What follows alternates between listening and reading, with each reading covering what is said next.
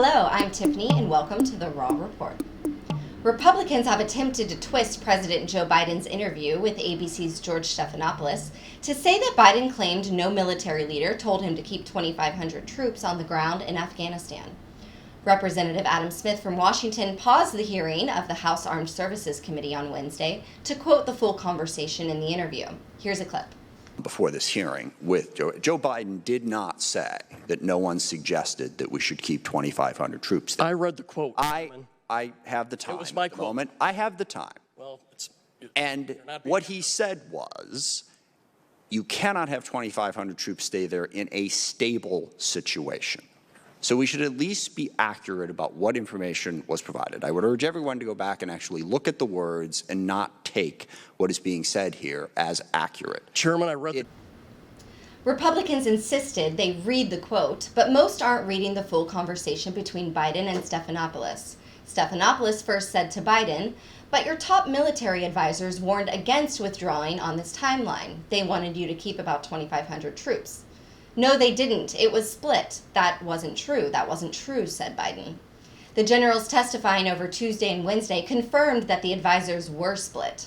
Quote, "They didn't tell you they wanted troops to stay?" asked Stephanopoulos. Biden explained, "Not in terms of whether we were going to get out in a time frame of all troops. They didn't argue against that." Stephanopoulos read a full quote he said was from a military advisor, and Representative Smith explained that it was clear Biden was responding to the last part of the question about stability. Quote, "So no one told you, your military advisors did not tell you, no, we should just keep 2,500 troops. It's been a stable situation for the last several years. We can do that. We can continue to do that." Biden then replied that the reason it was a stable situation was because of the agreement between Donald Trump and the Taliban. The Taliban told Trump they would stop attacking American soldiers if they withdrew. So the withdrawal began and continued to ensure a stable situation.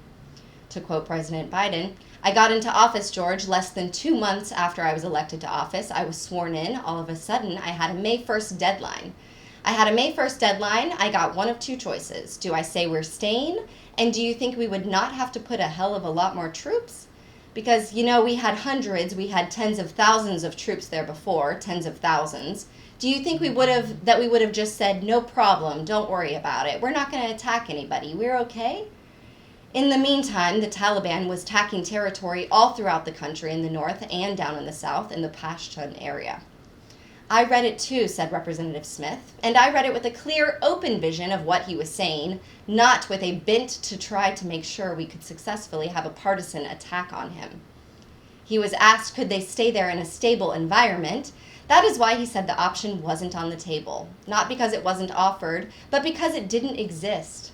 And while we're ripping apart these three gentlemen here, I want to remind everybody that the decision the president made was to stop fighting a war. After 20 years, it was proven we could not win.